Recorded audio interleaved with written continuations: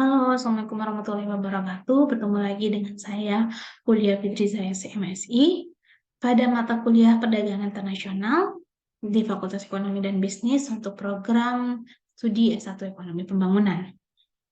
Baiklah, ini adalah masuk pertemuan yang keempat dan video pembelajaran saya untuk pertemuan yang keempat. Dan pada pertemuan kali ini atau video pembelajaran kali ini, kita akan membahas tentang topik yaitu adalah pasar valuta asing.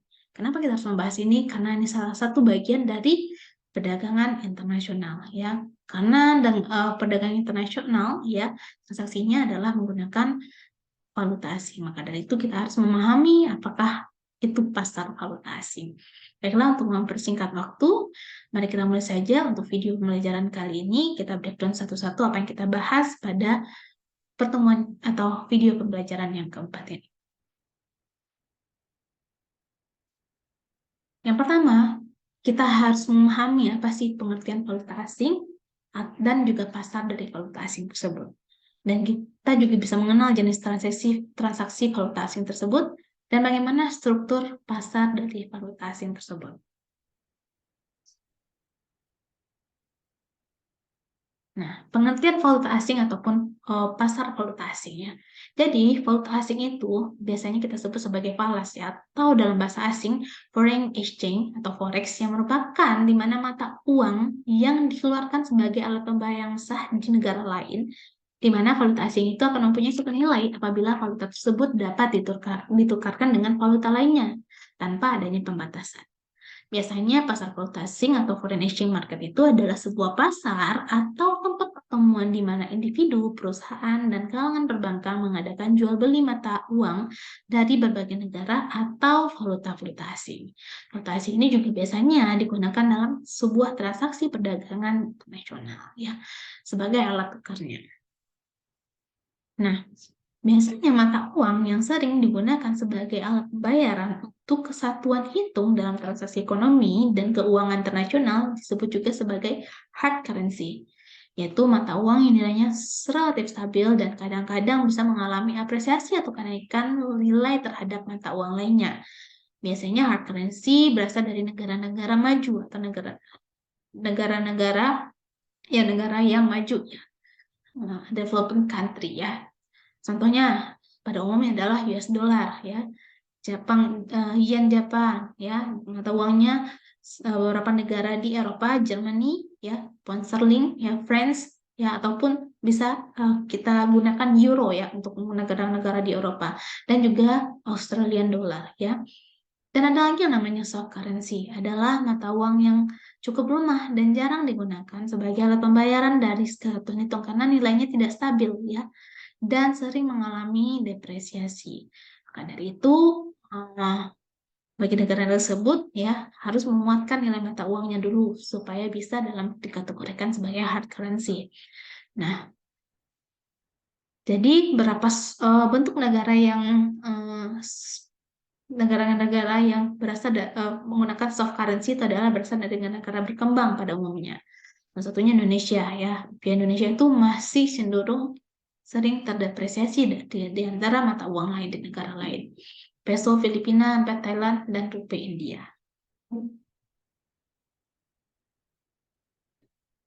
Nah, berikutnya kita lihat bagaimana jenis transaksi dari valuta asing tersebut. Dibagi dua ya, ada transaksi spot dan ada transaksi forward. Kita bahas dulu yang transaksi spot. Transaksi spot itu merupakan transaksi mata uang yang dilakukan dengan segera atau secepatnya, sehingga waktu yang digunakan transaksi itu hanya 2 kali kerja atau 2 kali 24 jam. Bagi transaksi dengan nilai kecil, transaksi yang dilakukan memungkinkan untuk dilakukan dalam 1 hari. Ya, kalau misalnya mungkin bisa hanya sekali transfer atau 1 kali transaksi bisa untuk 1 hari. Jadi maksimum itu adalah 2 kali 24 jam. Sedangkan yang jumlah besar biasanya akan ada negosiasi dengan bank ya, baik itu antar bank domestik ataupun bank dari luar negeri. Lalu ada lagi namanya transaksi forward ya, di mana transaksi forward ini adalah transaksi valuta asing di mana pengiriman mata uang dilakukan pada satu tanggal tertentu di masa mendatang. Jadi antara kedua belah pihak menetapkan tanggal transaksinya. Dan di mana transaksi forward akan diselesaikan telah ditentukan pada saat kedua belah pihak menyetujui kontrak. Apakah ikut kurs pada masa itu atau di masa sekarang ataupun di masa saat itu. Ya, baik itu membeli ataupun menjual. Transaksi forward biasanya terjadi bila eksportir dan importir dan pelaku ekonomi lain terlibat dalam pasar valuta asing, sehingga harus membayar atau menerima sejumlah mata uang asing pada waktu tertentu di masa yang mendatang. Jadi mereka akan sudah menyepakati terlebih dahulu ya sebelum melakukan transaksi, kapan tanggal batas jatuh temponya dalam melakukan transaksi tersebut. Lalu apa saja fungsi pasar valuta asing tersebut ya? Selain sebagai transfer daya beli atau transfer purchasing power, mempermudah penukaran valuta asing serta pemindahan dana dari satu negara ke negara lain, dan memberikan fasilitas-fasilitas bagi pembatasan risiko atau hedging ya, atau dari valuta asing tersebut. Dan juga sebagai penyediaan kredit ya. Yang siapa saja yang ada dalam pasar valuta asing tersebut, yang tidak lain adalah bank sentral, pemerintah, bank umum, dan perbankan lainnya. Ya, adalah tiga elemen penting yang membantu pasar valuta asing bisa berjalan dengan sebagaimana mestinya. Nah, begini kira-kira struktur dari pasar valuta asing tersebut ya. Nah, di sini anggaplah kita punya seorang broker ya. Di sini ada broker ya, broker dari valuta asing tersebut ya. Dia akan menghubungi ya, masuk antara pasar antar bank besar ya, dalam sebuah bursa efek ya. Ya. Di sini ada beberapa bank lokal ya yang akan bertransaksi pada pasar tersebut ya. Perusahaan membeli bisa jadi dengan yen ya, membeli rupiah dengan yen ya pada pasar tersebut ya, melalui broker-broker saham ini ya. Jadi pusat pembeliannya atau pertukarannya adalah terjadi pada pasar bank besar. Nah, lalu bagaimana karakteristik dari pasar valuta asing tersebut ya? Tadi ada pasar spot sama pasar forward kan? Pasar spot atau pasar tunai itu adalah kurs spot yang ada di mana nilai tukar berjalan pada suatu valuta asing. Yang dalam pasar spot bisa dibedakan atas 3 jenis transaksi. Bisa dibayar cash, ya, di mana pembayaran satu mata uang atau pengirim mata uang diselesaikan dalam hari yang sama, ya. Minimal 1 kali 24 jam, maksimal adalah 2 kali 24 jam. Atau atau tomorrow besok, atau keesokan harinya. Dari mana pengiriman dilakukan pada hari berikutnya, ya. Sedangkan spot di mana pengiriman diselesaikan dalam tempo 48 jam ya setelah perjanjian disepakati.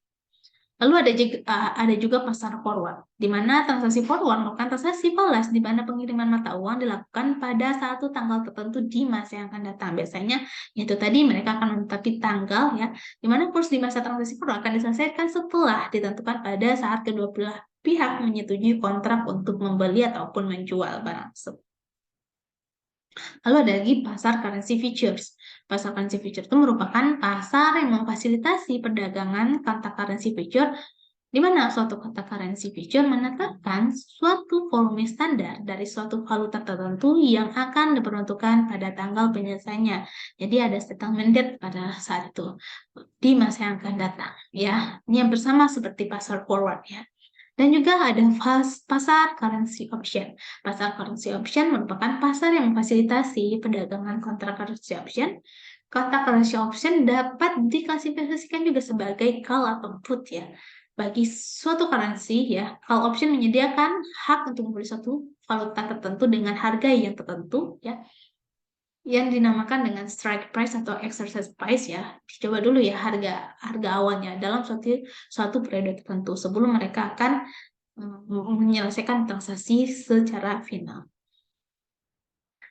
Lalu dalam valuta asing ada beberapa sistem yang harus kita dasari ya, di mana seperti kita tahu sifat kurs valuta asing itu kan tergantung dari bagaimana kondisi pasar.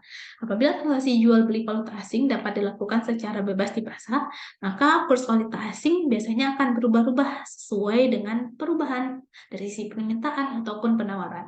Maka dari itu sistem kurs itu bisa berubah-ubah dan juga bisa stabil ya, tergantung itu lagi tadi tergantung perubahan dari permintaan ataupun penawarannya. Lalu dalam pasar valuta asing kita juga mengenal, tadi saya sempat sebutkan istilah hedging.